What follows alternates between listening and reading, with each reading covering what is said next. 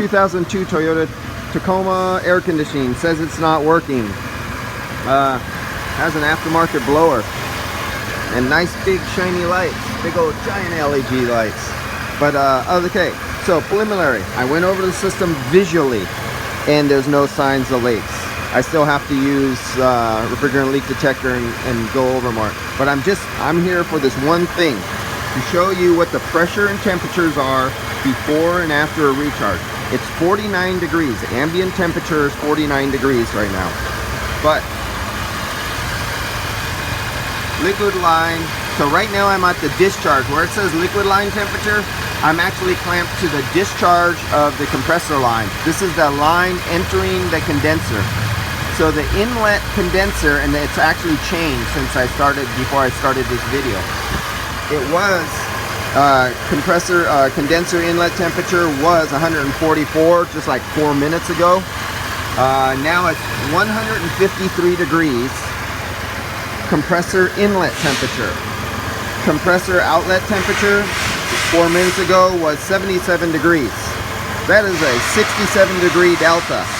But it's even more now, because now we have climbed up to 153 degrees Fahrenheit because we're low on refrigerant. But remember, the outside ambient temperature is 49 degrees Fahrenheit right now, but yet we have the compressor discharging at 152, 153 degrees. Now, how do I know we're low?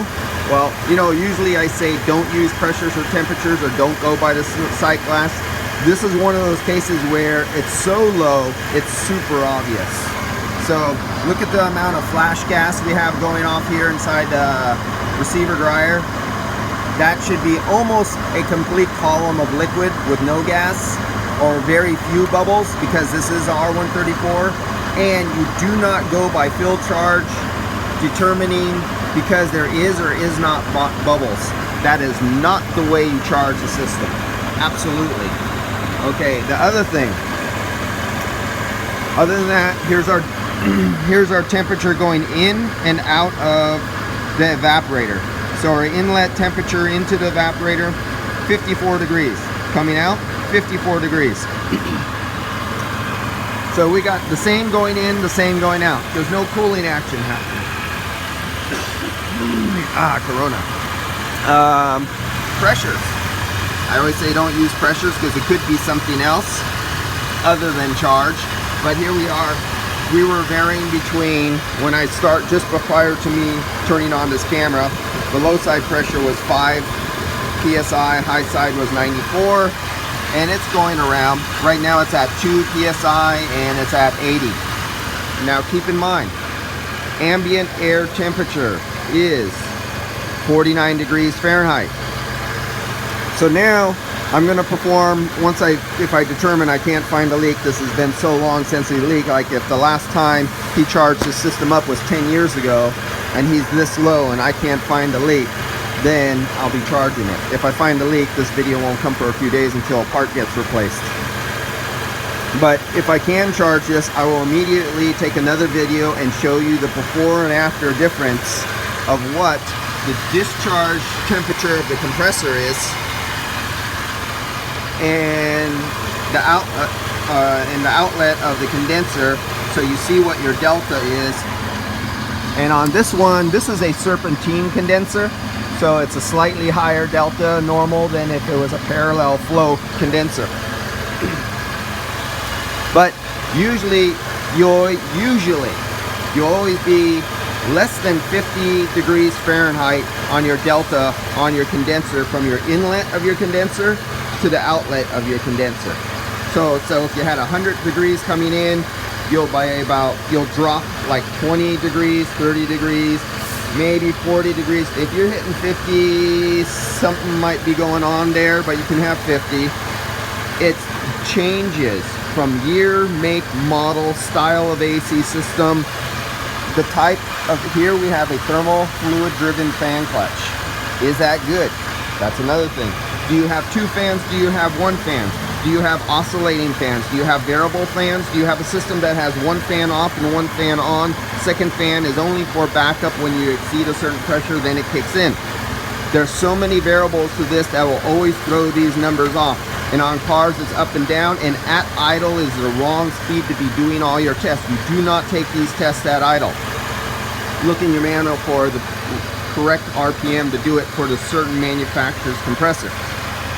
But I'm using this as general because it's so easy and I can have one hand on the camera. So I'll get back to you and make another video on this to show you the before and after of something that is that low, where it's nearly all flash gas and very little liquid, and a completely factory full by weight only.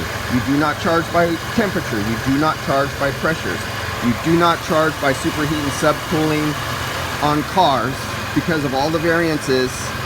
And especially, well, this is a fixed displacement compressor, especially if there's a variable displacement compressor, you absolutely do not use superheat and subcool. You could use it as a general rule, just to kind of gauge if something's like way out of what you normally see, but you have to have the experience on that particular year, make, and model, because it jumps from year, make, and model. And if you are a technician and you don't know that this went to a body shop and say this was a parallel flow condenser, but because the insurance company told them, well, go out there and buy an aftermarket, we will only pay for an aftermarket condenser, and they went and found the cheapest condenser they can find, and they found a serpentine condenser, and they threw it on there because it was $80 cheaper than the OEM condenser. Your superheat, your airflow, your subcooling, your pressures and temperature will be freaking way out the window, and everything you learn doesn't amount to shit anymore when you use bad aftermarket parts. And if you're trying to use your knowledge of, if you're lucky enough to only work on Hondas or only work on Toyotas or only work on Chevys or a certain car, and you can do them 10,000 times, and you get to know the different models and their fan arrangements, their condensers, their different compressors, you can start learning what is good and bad on those particular models. But you can't go and carry that year, make, model over to a Honda, Chevy, or Chrysler, or Fiat. It doesn't work like that. We're only human, and you cannot remember every name, address, and phone number in a San Francisco Yellow Pages. You know, that's what you're trying to remember. You're literally trying to remember a Yellow Page. Well, a lot of you guys don't even remember what Yellow Page books are, but you're trying to remember 1,500 pages of names, addresses, and phone numbers. And that's how many different kind of combinations there are on cars nowadays. So just give that thought up. Alright guys, I'll get back to you on this. Remember this, I'll put a slice here, and then I'll do an after. Catch you guys later. Let's see where we're at right now. Timed out. Come on. Let's see our last one. Yep, it was 154 degrees on our inlet temperature going into our condenser.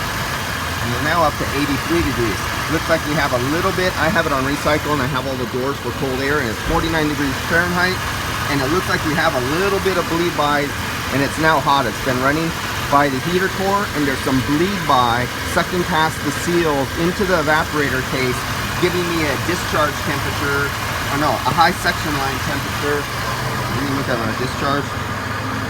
Still one up. Where am I getting this 83 degrees from? Okay, oh, hold on. Oh, I am picking up some heat off the exhaust, rolling around the open door back into the air recycle here, but it's not showing up there. But let's cut off to the next video, and I'll show you a before and after difference.